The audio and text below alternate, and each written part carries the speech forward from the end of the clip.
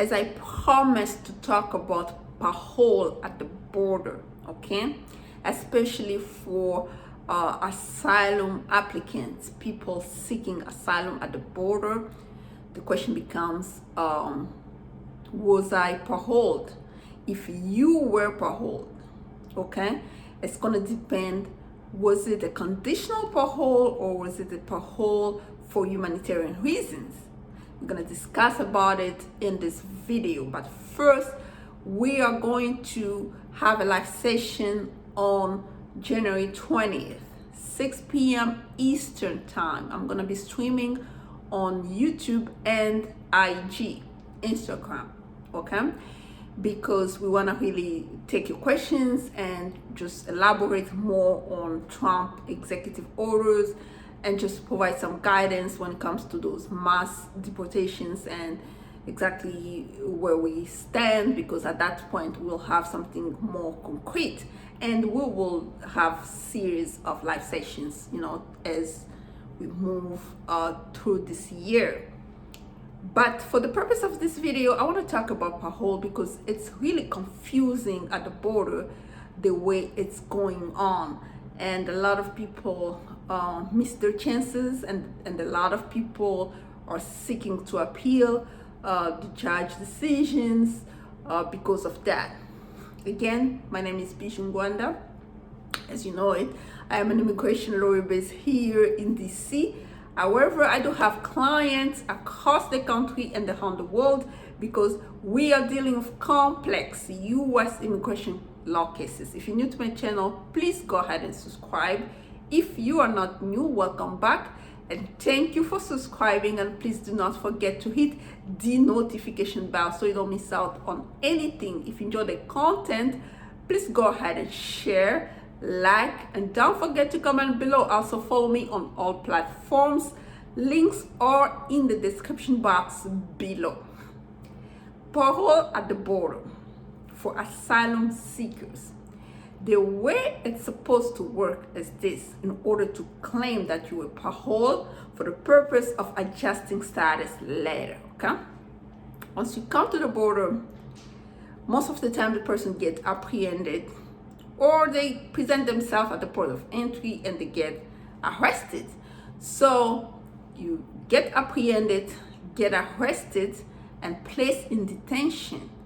At that point, you start getting interviewed for credible fear of persecution.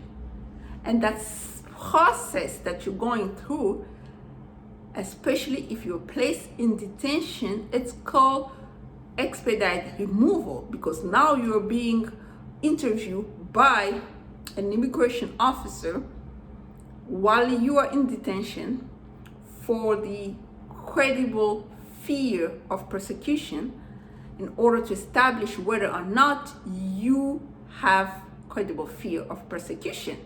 So that process in itself, it's called expedite removal, because they want to know whether they should remove you or not, right? So, and if you pass that test and then you get transferred from expedite removal to full removal, that's when they give you a notice to appear to present yourself before an immigration judge, okay? And then they release you from detention. So that form of release, whether they give you a paper or not, it is parole for humanitarian reasons, okay? The Supreme Court has held that if they cannot parole you for humanitarian reasons, you have to stay in detention until your removal case has been adjudicated. But because our detention centers, they don't have a way to help people for that long, because there's another Supreme Court decision that says that if they can't, you have to stay there for 6 months. If it's more than 6 months, they have to release you, especially if they're trying to deport you, right? So if they're not trying to deport you and they can detain you there until the decision of your asylum case has been given to you, or until your asylum case has been adjudicated, The moment they release you, that release constitutes parole for humanitarian reasons. You were apprehended, arrested, placed in detention while in expedited removal proceedings, passed interview tests of persecution and release, then placed into full removal proceedings, you have been paroled for humanitarian reasons, and that parole has to be for the purpose of adjusting of status if later on you decide to get married or you can get married. If you don't fight for that type of parole, the problem becomes that you have to win asylum. No matter what, you have to win in order to be able to adjust status later. If you don't win asylum, there's no way you're gonna adjust status, because entry without inspection or parole, you know what I mean?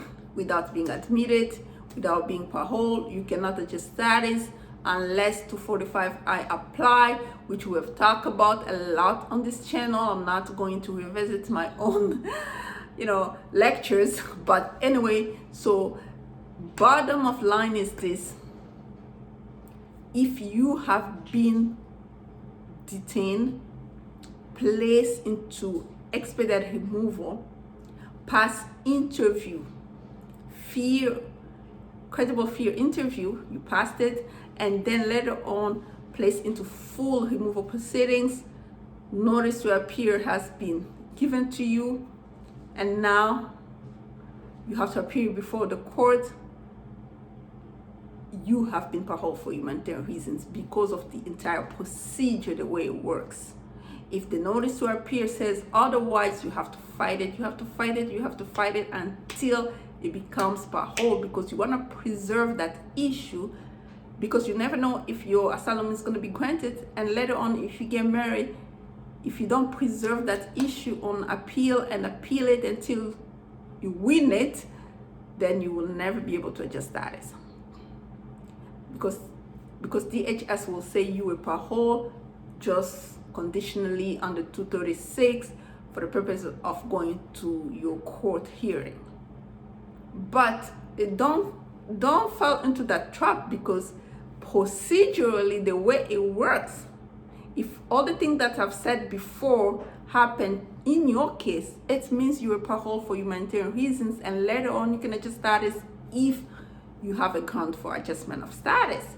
So that's why it's very important to look at those pleadings with a qualified attorney who can really help you try to enter your pleadings on your master hearing the way you're supposed to enter those pleadings. Otherwise, it's just going to be a disaster later, and you cannot adjust status if the judge sustains those charges and you don't appeal. That's it. You cannot adjust status unless you win asylum, which we already know not everybody wins asylum, okay? But everyone can adjust status if they have a valid marriage, right? So yeah, this is parole. There's a difference between conditional and humanitarian parole. Conditional is under 212D5A, and humanitarian parole is under 212D5A, and conditional is under 236. Okay, difference: 212, that's humanitarian; 236, that's conditional. But you have to know the difference, and you have to be able to elaborate on the procedure, how you were released. That will determine whether you were paroled under humanitarian or it was just a conditional parole.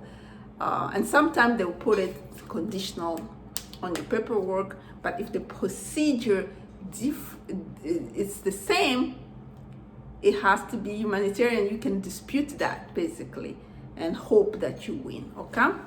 So this is it. If you need a consultation and you have a master hearing coming up, you need a consultation with me, please schedule it by using the consultation link in the description box below. And we really suggest that you consult prior to anything, because you want to have a good idea of how your case is going to play out, in terms of at least you have a summary of what exactly to expect in terms of your hearings and stuff like that. Until next time, bye bye.